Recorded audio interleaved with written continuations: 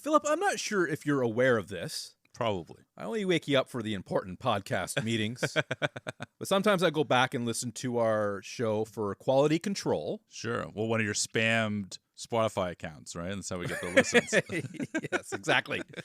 Just to make sure there's no hard cuts, blunders. I don't end up ever fixing it. But I do want to make people aware of some of my blunders because it's rather embarrassing. I think they're probably already aware, but you want to admit to them. Yeah. Call them out. I don't want everyone else knowing I screwed up and I'm like oblivious. Yeah. Okay. Yeah. And it was from Looper, my most recent blunder. Okay. Near the end of the movie, I said Emily Blunt's character will protect her son at no cost. As opposed to at all costs. Yes. She will do it for free. If it cost her money, we don't know. Can't be guaranteed. I was implying that maybe she wouldn't protect her son had it cost a few bucks. So, do you think this is you coming back to your sales? At no cost to you, sir. I will throw in this case. There's always a cost. There's always hidden things. An emotional cost, a spiritual cost. I don't miss the sales part of the world. I bet. There's a lot more blunders that will come in the future. I just wanted to address that one. The other reason I listen to our podcast is it helps me sleep at night. Oh, yes. Knocks me out. Our nice dulcet tones. They do it, hey? They do it. Well, I have on good authority that you're the only one that does that. Really? Yeah. Okay. Everybody else is riveted.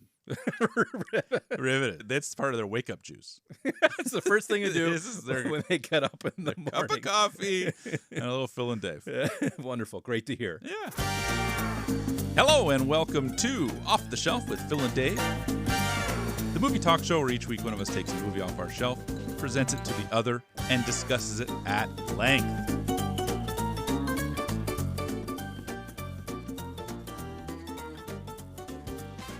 This week, we've got coming off of my shelf, 1995's The American President, directed by Rob Reiner, the late, great. We'll get into that.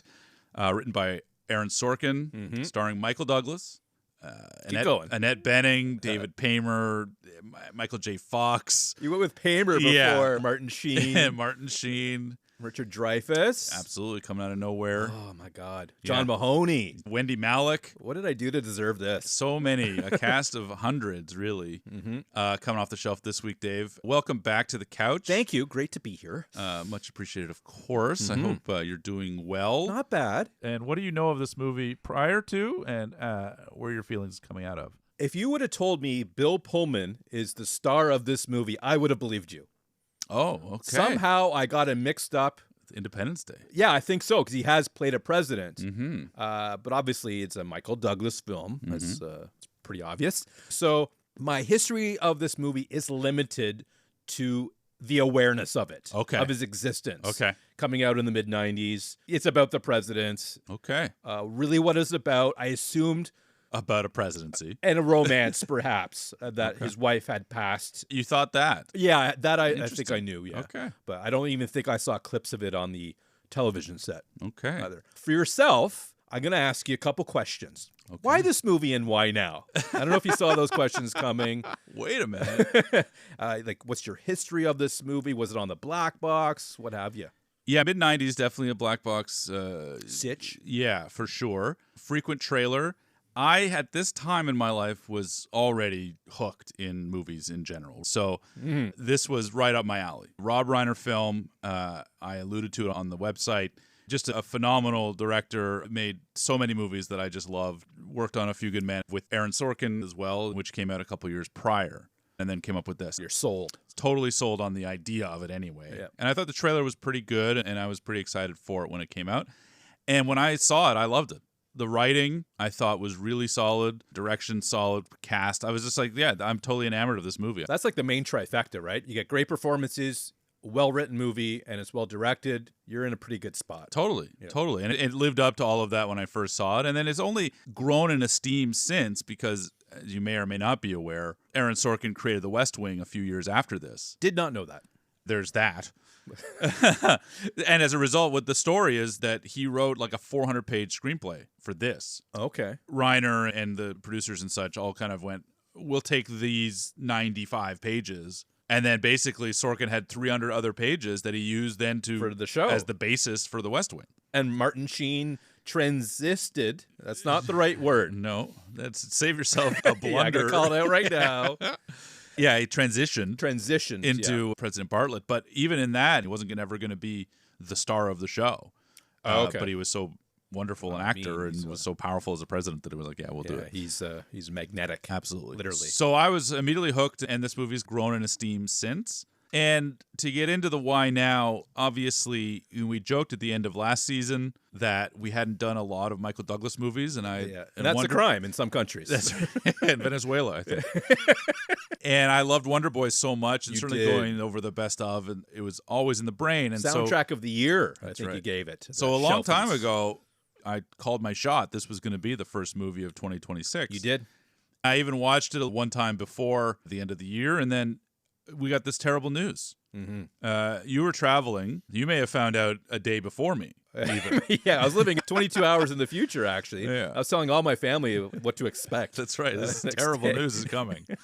Yeah, so it knocked me out. I don't know how you felt about the news. It ruined a day or two for me. This is going to sound really selfish and self-centered, but I am. That's who I am. That's who I am. But it was a big downer for me, and it took a few days for me to kind of, all right, let's bring the energy back. Let's have a good time. But it was tough, and it was even tougher where I found out it happened right after a Conan O'Brien party. Oh yes.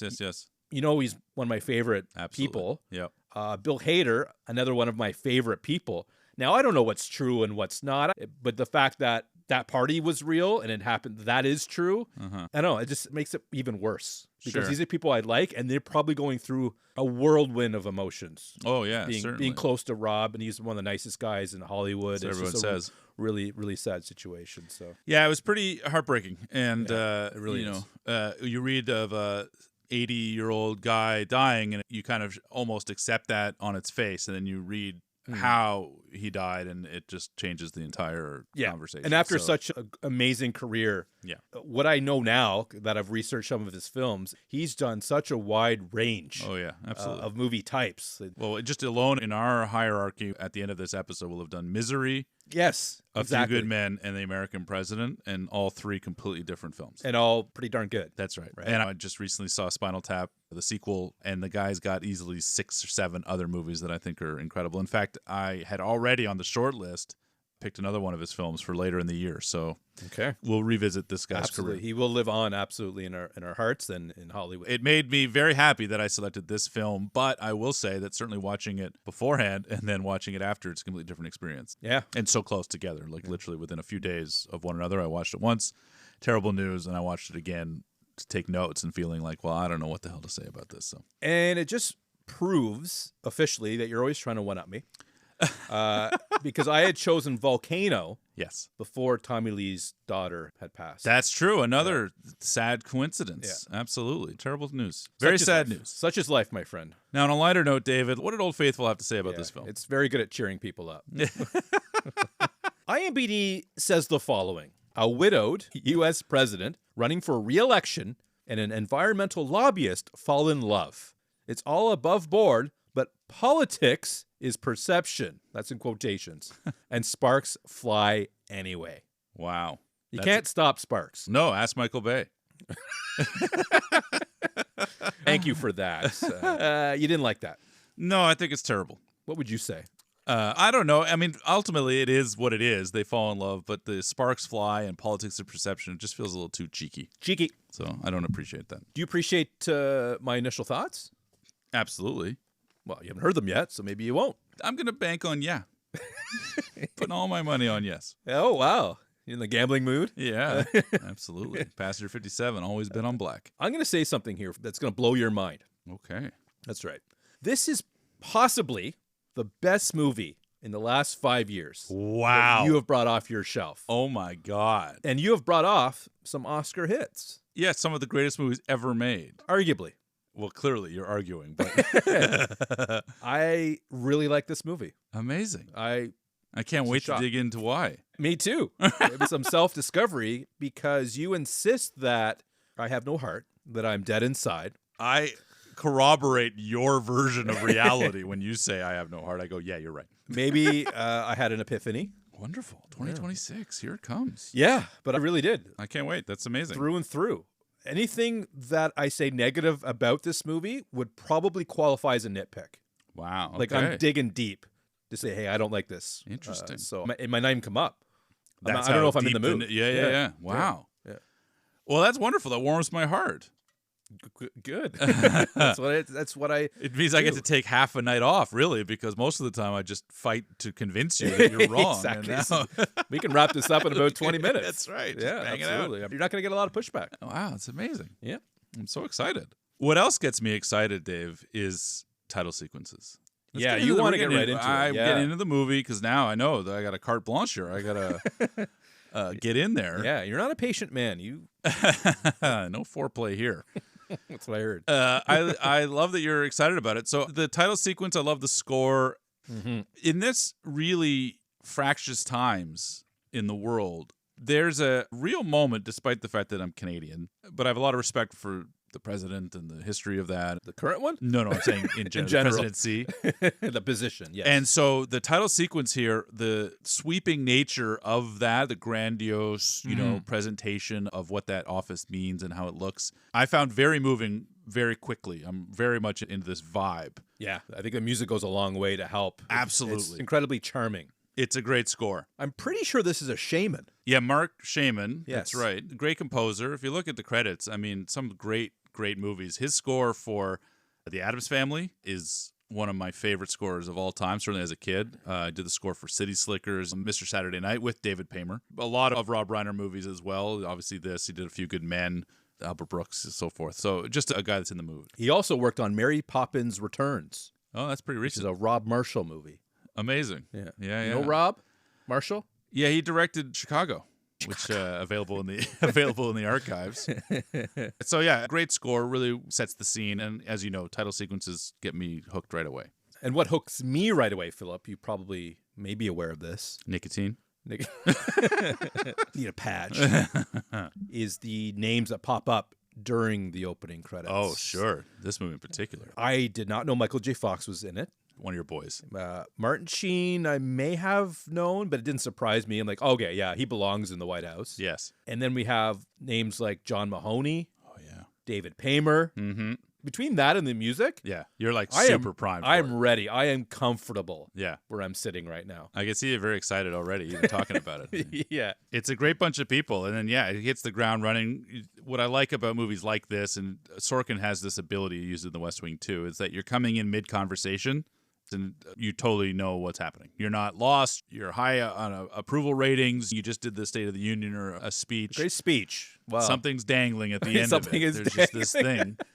There's a thing hanging out there. That's right. Michael J. Fox, his character, Lewis, Yeah. who does not drink coffee, by the way. Yeah, my boy. I like it. He's Wired high for strung. sound. He's very high strung. And I haven't seen a lot of Michael J. Fox movies outside of the obvious. The trilogy. Yeah, and Sure. some TV. Yeah, of course. Spin City, Yep. as it were. So it was really nice to see him here in 95. I, of course, loved him in Teen Wolf. Mm-hmm. And he was pretty good in The Frighteners. But yeah, he's definitely not a movie, it's mostly television over his later Yeah, years. and just when I think it couldn't get better when it comes to casting, we have Anne Haney.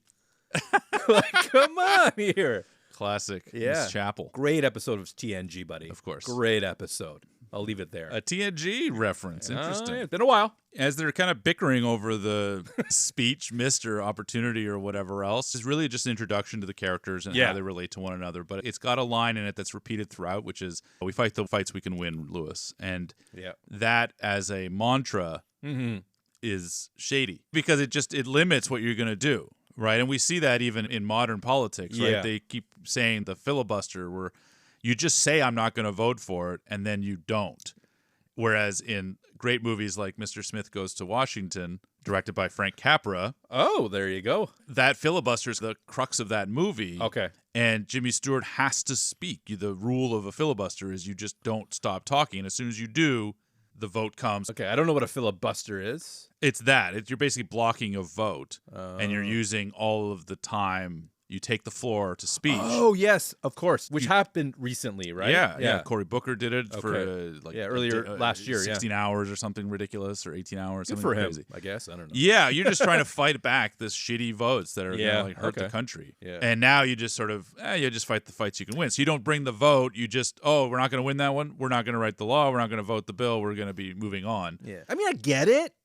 Sure, but sometimes the point is the statement, right? Force the vote. Get on record, you decided not to do this, as opposed to everybody collectively saying, we'll take a pass. All right. So it stuck out to me as something that is pretty significant. The thing that really stuck out to me was when Leon, David Paymer, mentions that they keep moving that big ficus plant. Classic Dave observation. I tell you, the dialogue in this and the script is tight. Anytime you can throw a ficus into there. I just like Paymer's... He's great. He's great. Like AJ, his reaction to him. I love this closely knit team. Yeah. It's a pretty magical thing from performance, from writing, and direction. I think that this film is mislabeled. I think it should be a fantasy. Yeah. I think it's told as a bit of a fable. Like, I just don't think that chemistry amongst everybody exists now, and that... Oh, sure. I mean, a president like this, obviously, if he was 1/100th of the Michael Douglas character here, we'd be in a much better position. But I will say, ultimately, that this group really gets along, and I would suggest that everybody in the current administration really gets along, because they're all just jerking each other off. Perhaps, yeah. Right? So I think it's actually more the combative with the other side than it is within, but I agree. But I'm sure it's done less majestically. And this is the thing with Sorkin he gets criticized for, including The West Wing, where it's a pie-in-the-sky version of politics, and there's nothing wrong with that. I don't think there's anything wrong, because it's a break. Yeah. Right? This certainly is time meant for to entertain, so let's step back and enjoy it, right?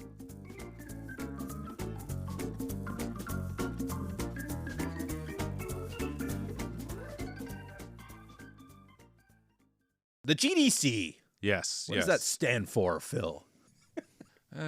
Global. You have to look that up. As a matter of fact.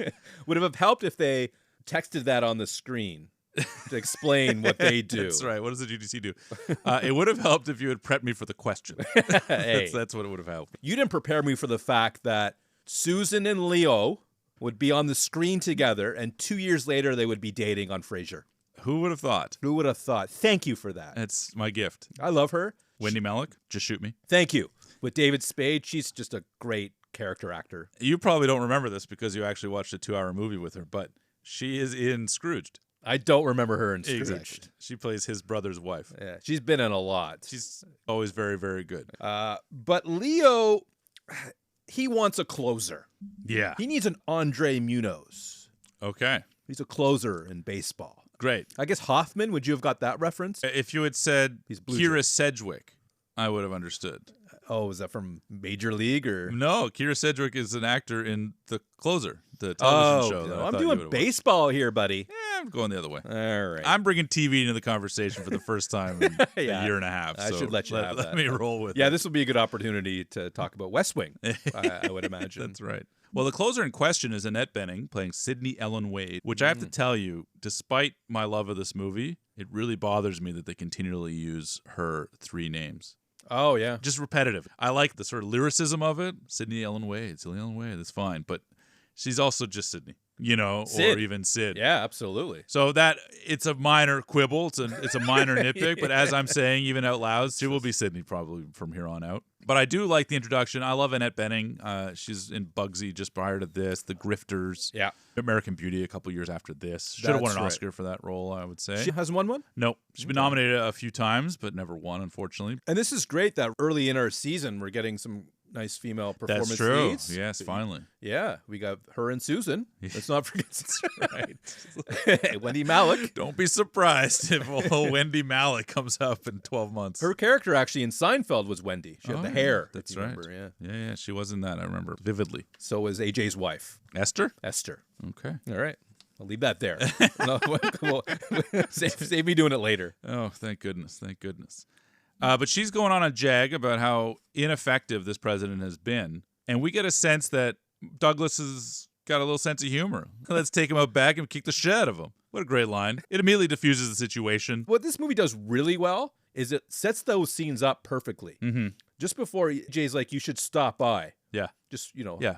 put a nice face on it. Yeah, right? and then boom, instead of him just showing up, Good structure. it's great structure. Good writing. That's Sorkin. He's really excellent. I'm starting to think that. I'm starting to Get think on that. board, buddy. West Wing, 7 seasons. Well, he wrote 4 of them, but Yeah, maybe. I need a new series. So yeah, get in there. It's a talent, and the performances are just so winning that it completely gets me hooked. And he's clearly smitten. smitten. Yeah, that's a perfect Makes word. a deal with her that he'll do 20% if she gets 24 votes. Yeah, 34 total. He'll get the other 10. That's right. So we get the stakes of the movie, what little plot there is in these kind of talky, kind of character vibey movies that I like to watch so often.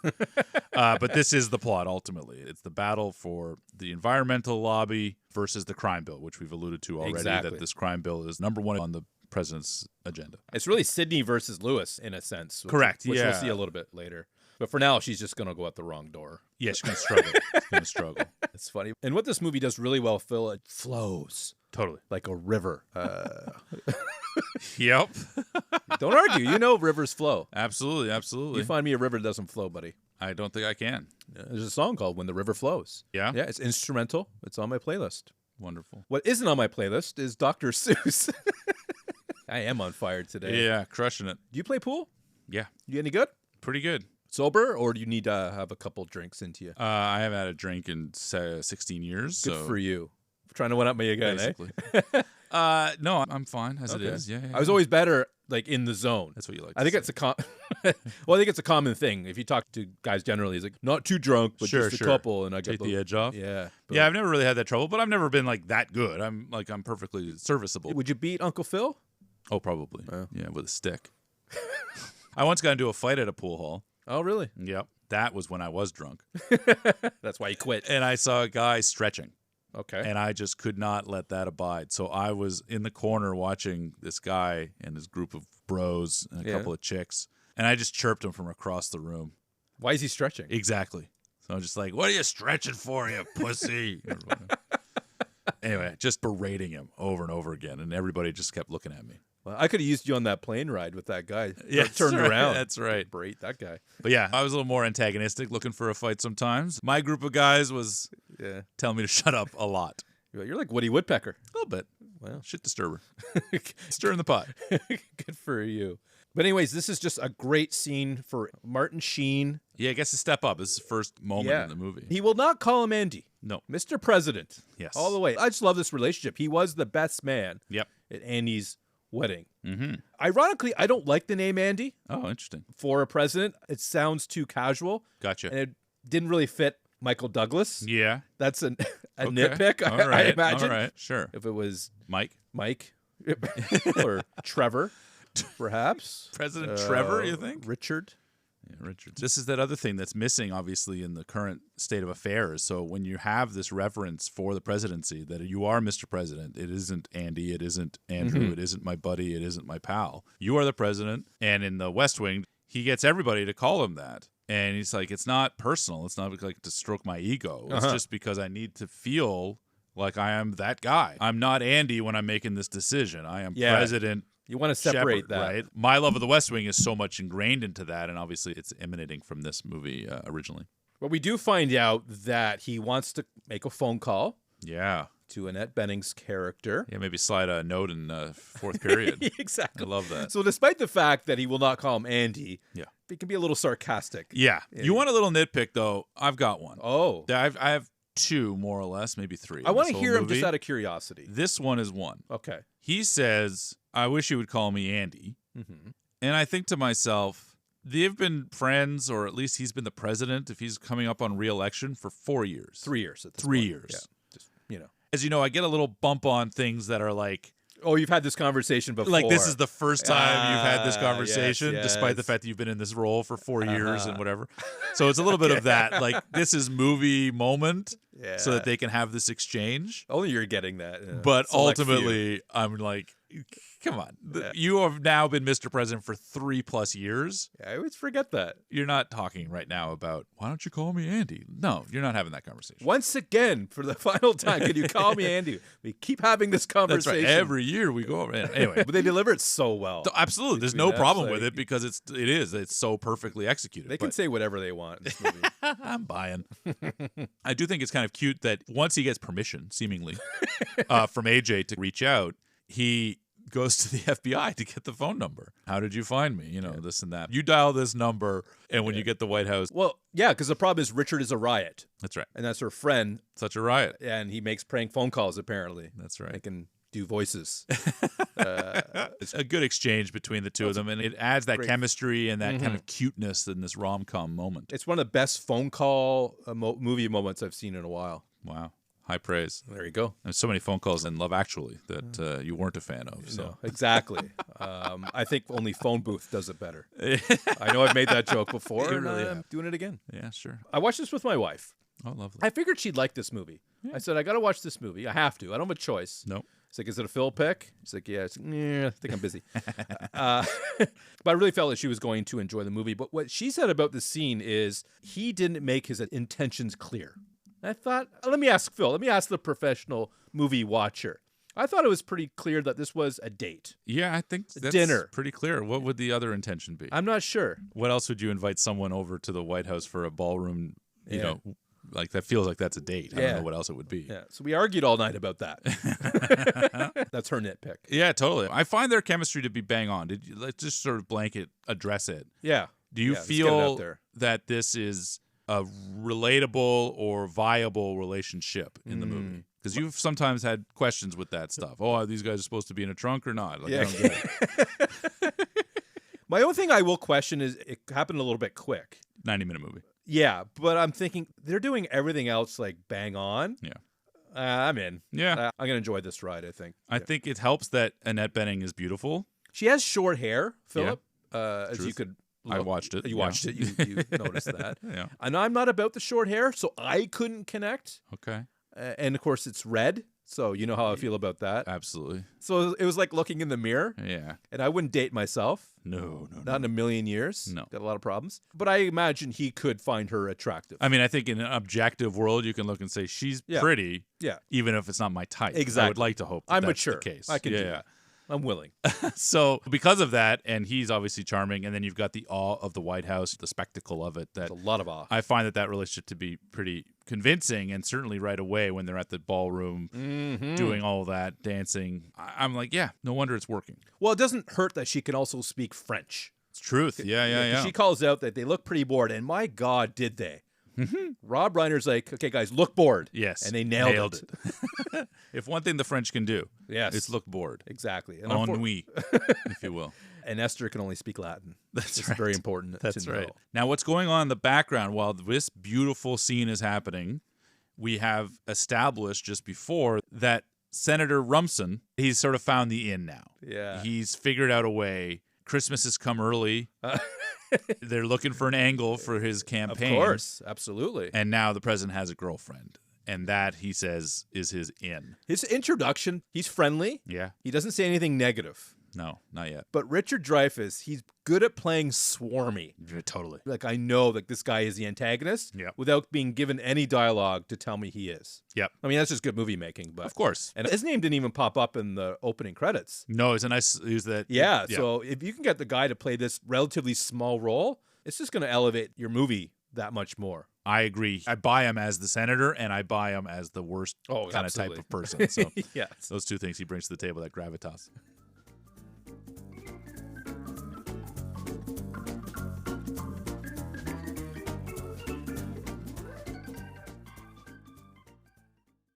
Phil, do you know any state flowers? I know you're a Canadian. You made that adamantly clear. clear at the beginning of this episode and over the last 5 years. Well, I know the provincial flower, of course, the trillium For us? for Ontario. Oh, okay. I thought it was the beaver. That is not a flower. That is not a flower. That's the animal, right? Yeah. And that's a Okay. Canadian thing, not so much a provincial thing. Moose? The loon? But no, I don't know any state flowers State necessarily, flowers. other than a dagwood, of course. Is it dagwood? I wrote down dogwood. Dogwood. Was it yeah. dogwood? Which is also a tree thanks to David Paymer. Yeah. Nowadays, you just Google that sumbitch, you're fine. But in 95, you got to get 6 people on it. It's a cute little scene. It's cute. And he wants to do it himself. And I applaud that. He doesn't want to have somebody else do it. Sure. And Jeannie's so confused. Yeah, like, you don't just do this. I can do this. You just want the number? Yeah. she can't fathom this situation. Totally. She just plays that really well. Yeah, she's great. Samantha Mathis of Pump Up the Volume phase. Oh, there it is. That's wasn't sure. She's in a bunch of things. American Psycho, actually, which we referred to yesterday. It wasn't yesterday. Not even in real life it was yesterday. Recently. That's always a safe Recently, bet. yeah. But Robin and Lewis are pretty sure this is Sydney related. Yeah, sure. Looking up the Virginian flower, sure. But the president insists Sydney is not an issue. Nothing to worry about. Unless it's something happening in Australia. So that was a happy accident when you're name choosing. Yes, yes. They can use that. Not Sydney, Nova Scotia. No. We established. You did mention there was one. There is one, yeah, absolutely. And I knew that from Cross Country Canada, the old computer game. Okay. It was on the map, along with Flin Flon, Manitoba. Oh, yeah, everyone loves the flip-flop. The whole purpose of this sending the flowers, of course, is to get another date. Of course. Second date rules. That's why I never got a second date. That's right. I forgot about the flowers. Forgot about the flowers. So we got her back at the White House. She came there to break it off. Yes. Let's not forget that. That's she right. crumbled. Thinks it's a charm. bad idea. It is. It turns out to be. Wow. But she shows up anyway, and he gives her the 25-cent tour. Yeah. You can't break up with someone after the 25-cent tour. Is that a fact? Just doesn't happen. Well, I wouldn't break up with someone after a meatloaf night. I would give that at least 48 hours. Like, come on. They go around, they do the dish room, they talk about... Dish room. I think it's a cute scene, it fortifies their relationship, but it's really a stopgap measure before we get into the next kind of meaty scene. Yeah. This is one where there's been an attack. Oh, yeah. Big tone change here. And it really gets a little darker, a little bit more meaningful, and a little less... Jovial? Yeah. Is that the right word? Jovial? Yeah. I mean, just a little up-tempo, certainly. Yeah, because we're coming right off of their first kiss. Exactly. And then next thing you know, the Libyans bombing Seastad? Yeah. That's not good. No, Libyans again. Goddamn Libyans. Michael J. Fox and the Libyans, let me tell you. But this is an amazing scene. Tell me why. Because he's just so presidential. Or not. Or not, it turns out. And also, it made me realize that Stan could not be president. Who's Stan? Come on. Oh, Stan. Sorry. From Volcano. Yeah. Because he's all worried about the little guy. So there's no way he's going to let any custodian die. Yeah. So he could not be president. No, certainly He cannot make this call. He couldn't. No. No. But in all seriousness, I just love the humanity that he brings to this moment. Mm-hmm. And he articulates this in the very next scene in the other room when David Paymer says, you're doing something really presidential. We should take advantage of this. Yeah, that's the problem with politics, generally speaking, is that humanity is often stripped out, and you're trying to find big wins. You're trying to find opportunities to tout and pound your chest a little bit at success. Absolutely. And they use the terms proportional response. They do this, so we do that. There's a certain element of this is so trivial. And the humanity of the writing and the performance of Douglas, where he gets to distill all of the gloating and the high-fiving of success of this presidential move, you're going to get a 3-point bump because you're showing your strength of the country and yada, yada. The fundamental truth is some guy across the world has no idea that he's going to go and punch in for his work, and in 3 hours he's going to be dead. And just to cap it off, when Sydney comes to see him, she says, oh, you're having a bad day. And it's like, somebody's having a worse day.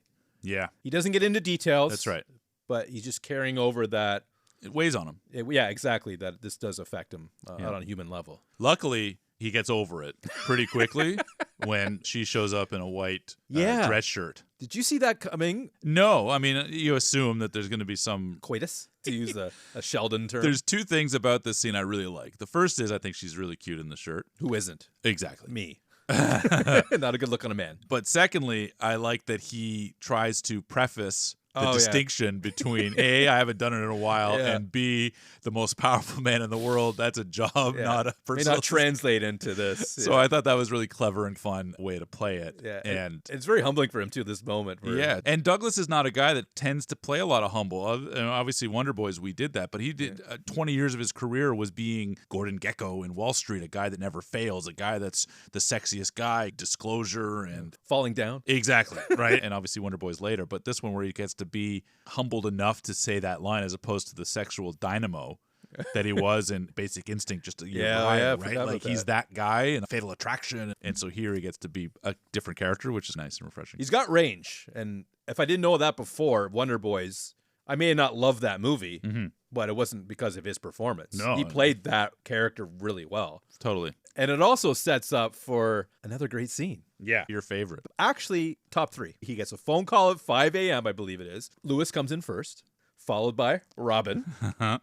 Perfectly timed, a little bit later, is AJ. Yep. We're having an early start today, aren't we? And it's just those throwaway lines. And I just love the dynamic between these 3 people. Yeah. Like, it's just perfect. And I love Douglas. I love what his character is doing as well. And it's just a great scene. Yeah, they're trying to protect him from the press who's camped out. And That's their instinct, right? yeah, but it's fine. Plays it really for laughs. And like you're saying, you get the sense these guys are all in it together, let's say. Yeah.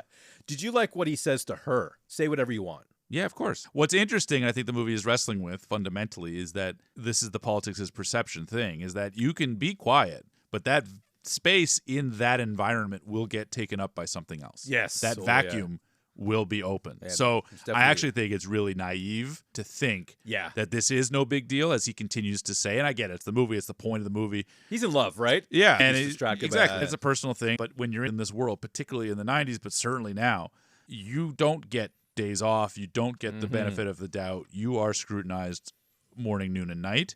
Yeah. You're in a Dyson sphere. Absolutely. It's a brand of a vacuum. Okay. You're in this space. Yeah. And it's a TNG reference Okay. that you will not get. Absolutely not. But luckily, none of our listeners will either. I'm sure one will. My brother will if he's listening. But setting that up and creating that vacuum is causing Shepard's numbers to dip. I think 8 points, I think it was. Something like that. I don't He was so far ahead, right? Oh, He's yeah. not no problem. He's 61 approval rating. He can do whatever he 63, wants. Philip. But throughout all of this, Rumson is working around, and they've got art. They do have art. They have a picture of a burning flag and Sydney with that flag. Yes, she's present, certainly. Yeah, that could be problematic. The one bit of naivete of this movie is that nobody seems to think anything is wrong. Michael Douglas. That's what I mean. Yeah. Like his approach is Yeah. whatever, and everybody around him is saying it's a thing. And if the performances weren't as winning and the writing as strong, I think that would probably get to me. It would start to piss me so, off. yeah? I think so. I'm not a political whiz, like I pay attention and so forth, but watching it, I think you're an idiot. And at some point, it would feel like you're an idiot. I think because he's in love, and I think love is blinding. Oh, I don't think he's realizing his own naivety. Naivete. Thank you, Phil. But it also isn't the first story, buddy. It's number 3. So Sure, what's with a the bullet. That's right. But this is also the moment where they're stopping for flowers. And Michael J. Fox is like, no hopping. You want to hop out and get some flowers? No hopping. You can't hop in and out. Cooper's like, are we doing this thing? Yeah. And he's like, do you think that someone has been camping out at the possibility that the president's going to come into this? Yeah. That was funny. This movie has moments of comedy that are just sprinkled throughout. It's really uplifting. Yeah. Until now, really, ultimately, because they end up at Camp David. Camp David. I don't think you should be at Camp David watching TV. That's like being in New Zealand and watching Netflix. But I do appreciate the TV in the wood. Like the Yeah, sure. I love Classic. that. Yeah. I joke with my wife. I said, you want to visit Camp David? I can go get a tent, break it down to the basement here. We can hang out. Camp David. She had a little giggle out of that. Oh, that's cute. It was cute. But ultimately, what isn't cute is Rumson calls Sydney a whore. Yeah, that wasn't very nice. Oh, my dad heard that. She says. Both of his ears work. Yeah, and that's tough. I think the worst part is he still doesn't know if the Packers won. Yeah. That's Who important. cares? Probably not. Hey, now. They're a strong team, buddy. Strong team. But she does drop the L-bomb. Yes. So I'm going to fumble this. She didn't really fumble it either. Not like the Packers. Yes. Fumbling left and right. They did in 95. A lot of fumbling problems in 95. But she loves him. But we realize throughout all of this, she actually has a job. She works for Leo. She ends up revealing accidentally to AJ and the president at the Christmas party. at the Christmas party that she had a meeting with the Motown 3 about this fossil. Sorley and 2 other people. That's all I remember. Chelios. Yeah, exactly. That's what I thought, too. And Al McInnes. But yeah, she makes a glib comment that the only bill that they hated more than the crime bill was this other one. Yeah. And that gets AJ percolating. I was a little bit confused. The politics of it, I don't quite get it. But I figured out my second watch, I get it now. That's it. The math added up. Yeah, you're going to sacrifice the one bill in favor of the other. Well, I'm thinking, why can't you do both bills? Can't do it. And I realize I'm not a Bills fan. I'm a Patriots fan.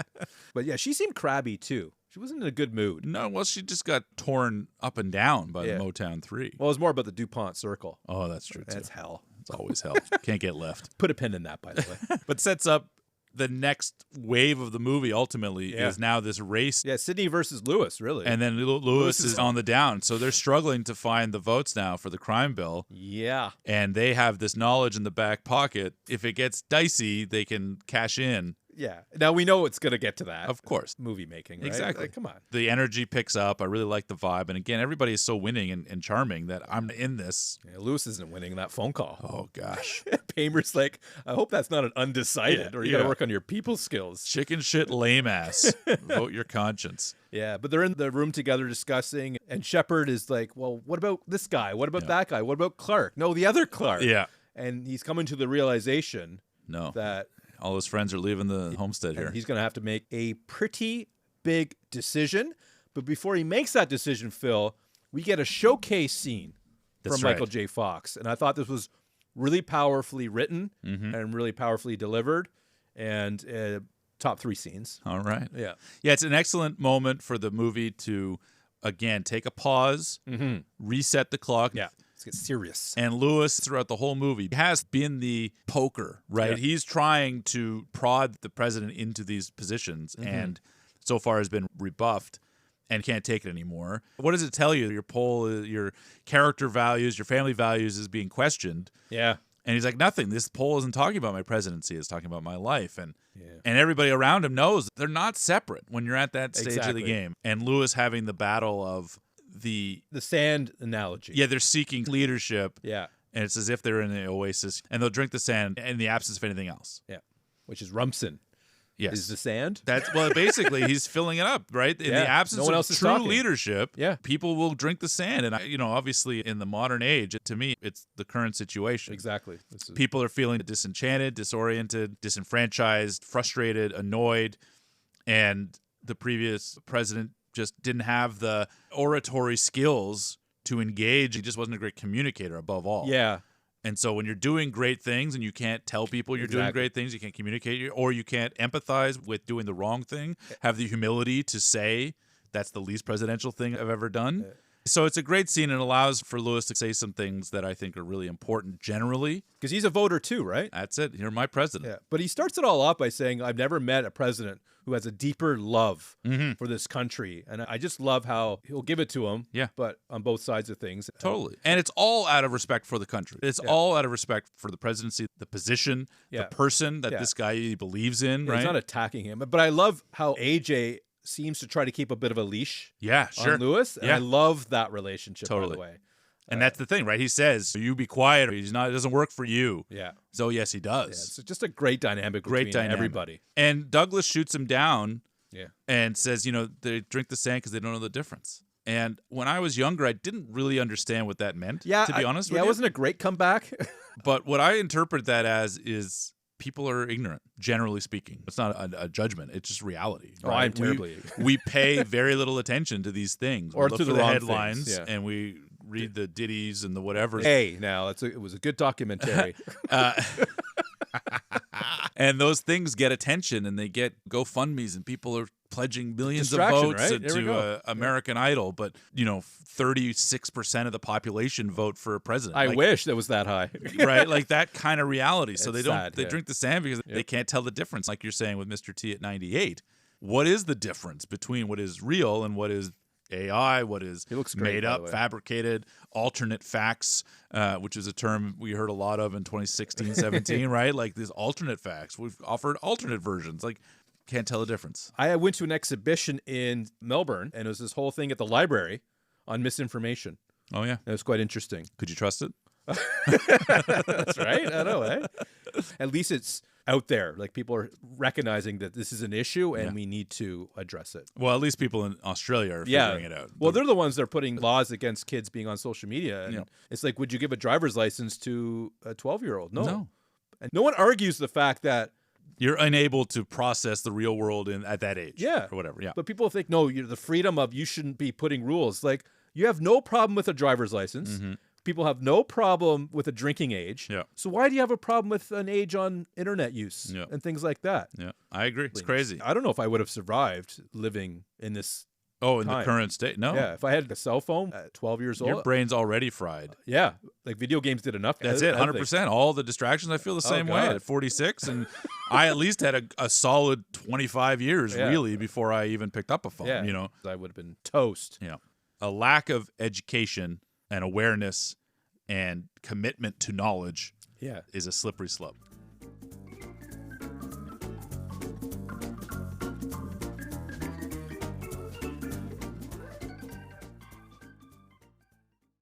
Sydney is having a party. Yep, they're going gangbusters, except A little premature. Leo's got a message. Doesn't go well. No, she gets fired. That's it. And she storms over to the White House to confront the president to say, look, I got the numbers. Yeah. What happened? I got screwed. You know what happened? He was a dork. He was being a dork. Totally. And he needs to apologize. Yes. He doesn't. She's ready to head to Hartford. Yeah, she's out of a job. Go Whalers. He asks why, and of course she explains, I got fired. That's what happens when your entire reason for being is eliminated in one fell swoop. Yeah, he did not deal with this very well. You're paying so little attention to the media, which is your political life, and you're clearly misjudging your personal life, then you're kind of terrible. You know? But he just does it so well. Yeah, I think it's like the balancing act of everything. He just got in too deep, Phil. That's right. That's what love does. 100% it does. Yeah. So ultimately ends up screwing her over. Screwing over the environments. That's right. Nothing. Not her. Nothing happened to her. That's right. She didn't get fired, did she? She didn't lose her job, have to move to Hartford. Yeah, that's a little short-sighted of him in that moment. I like read the room. Yeah, right. Yeah, have a little respect here. Yeah, I think he just picked off a little bit more than he could chew here with running the country and trying to being in this new relationship. It's not as easy as it looks. No, it's really hard to be president and get flowers. Right? So that's very hard to do. It's very hard to do. But what one person that has been telling him this basically since the beginning is AJ. His right-hand man. Right-hand man. Yeah. Chief of staff. Another absolutely top three. Oh, yeah. We completed the trifecta here. Yeah, I think so. And this one does get a little more personal. Yeah. Maybe not in terms of calling him Andy, but shots are fired. I love it. Indicating how's the view? From the cheap seats. And then AJ comes back, you would not be here if it wasn't for me. There's a lot of dialogue. I can't repeat it because it's so damn good. So watch the movie. Totally. Obviously, I'm sure you have, the people listening. But this is a showcase moment of that. And the F-bomb gets dropped. Yeah, it's the one on a PG movie. Absolutely. And it's delivered. It's perfect. Mwah. Yeah, this whole scene is perfection, top to bottom. Yeah, it's really great, and you really get the bubbling over of the mistakes, the conversations that haven't been had in the last 6 weeks of the movie, right? Exactly. Like a volcano, it's kind of erupted. Exactly, you get it. You get it. It's really powerful. I love it, and it was a scene that I remember very, very fondly from the first time being moved by it. And you've talked before about watching movies, the ones you've seen a number of times. You're counting down, like, give me the scene, give me the scene. This is it. Yeah. This is one of them, a couple, but that really resonates, and it still holds up. Because it finishes off with the softness of, if Mary hadn't died, would we have won? Yes. Like, this is moments after the FU. Yeah. And that's a chip on your shoulder, right? Like, if he's saying that means on some level he's doubted that. Yeah. And I think that that's a character piece that up until now it's like, oh, we didn't know that part. And I like that it's revealed the last 20 minutes of the movie, and I like it. And that all made sense. What didn't make sense to me is what AJ says about running that campaign had Mary not died. Yeah. And he says, it would have been great if my friend Andy showed up. Yeah, I don't understand that. But it still affected me the same. If I didn't know what he meant versus if I knew what he meant. Like, it still got me. Like, it's like the sand. It's like, I don't know what that means. It feels profound. Sounds real. I am eating sand. I am eating sand. Sometimes in my dreams I eat glass, and it just means I'm really thirsty. And I'm trying to get glass out of my mouth. I wake up, I'm really parched. Interesting. Yeah. And, of course, that leads us to the big speech. That's right. Number 4 on your best scenes? To limit it to 3 was just silly of me. Yeah. Because there is like 5, 6, 7, 8 scenes that are all awesome and interchangeable to how they land in order. Sure. Yeah, it's a great moment. We get him finally asserting himself. In the fight with AJ, he talks about, has he lied? Has he said anything wrong? Other than Stanford and Harvard. But other than that, none of these things are wrong. So how can I fight back against it? Yeah. And I think you're feeling a bit helpless if you're like, well, I can't really defend the position because he's right. A president who never served, yada, yada, yada. But in this moment, he's fed up with it all. AJ shakes him up, I guess. Mm-hmm. And he has this press conference that he barges in on. He's not supposed to be there. But he'll get away with it. Of course. And he gets to have his speech now, which I think is even more true now than before. And it certainly explains at least one half of the government presently at place, which is they don't care about anything. They just want to make you scared of it and who to blame for it. I mean, that is the entire Republican platform for decades. Yeah. And they don't have solutions to anything, right? You want a healthcare, this is the worst healthcare ever. You're going to die from it. It's a death pit. Yeah. I had nothing better for you. And it's been now almost 20 years, and they have no answer to this big problem. Yeah, not a priority. That means you're an idiot. Yeah. Anyway, so that speech, I think, again, resonated in 95, certainly, but I think is sadly, like, emotionally devastating hearing it now. And he accepts that it's all about character. That's it. That's a 180 yeah. from what he was thinking earlier. But luckily, he doesn't think Bob can sell it. That's right. That's right. Which I wish was It's true. not that he didn't get it, it's that he couldn't sell it. Yeah, and I wish people wouldn't buy it. Yeah. People are buying, though. It's definitely a buy economy. I found this speech to be a little bit better than Hugh Grant's because we've done another speech relatively recently. Yeah, sure. Obviously, it's not intended to be so impactful. Yeah. But this is an incredibly well-written speech, as they should be. Yeah. Sorkin. It's certainly a Sorkin. And I'm going to tell you something here, Phil. Please. I teared up at this moment. Wow. It was that part of the speech. Okay. The camera turns to AJ and Lewis. Yeah. And AJ just gives Lewis this tap on the shoulder. Yeah. That's your bill. That's right. Yeah. He's been pushing for that. Yeah. But the handguns, this is a win for you. It got me. Because Yeah. I've loved their relationship the whole movie, AJ and Lewis. Yeah. It floored me. I'm impressed that it managed to get a tear. Even the second time I watched it. Oh, wow. That's right. I think it's definitely a beautiful moment. That's a subtle kind of bit Yeah. of like, you did it, buddy. Like, I like that too. That Yeah. relationship is very clear. Mm-hmm. That coupled with this rousing speech of I'm Andy Shepherd and I am the president as opposed to I'm running for president, right? Yeah, Which exactly. is a nice little callback. Yeah, way to cap it off. We got to write a whole new State of the Union. 35 minutes. Yeah. Oh, I thought I had it'd be le- rushed. Yeah, you know? It's sort of a cute way to put a little button on it. And sort of the last 20 minutes, pretty powerful stuff. There's almost nothing better. But there's one thing left that needs to be addressed, wrapped up, Sure. put a bow on it. Yeah. It's his relationship. Did he just put that bill in the drawer for love? Let's find out. Let's find out. He's got to make up to her, and it may require a lot of groveling. I love a grovel, as you know. I've groveled a lot. He's trying to get a Chevy, and he's planning this whole thing, going to her house. Fortunately for us as an audience, she just shows up. Yeah. Save us a lot of hassle. And they, well, ultimately, I think Think they're going to make it? They mend. And they both say, I didn't do it for this reason. I didn't do this for you. And it's a nice moment. I don't buy it. You really? I think they did it for love. Maybe they did. Who cares?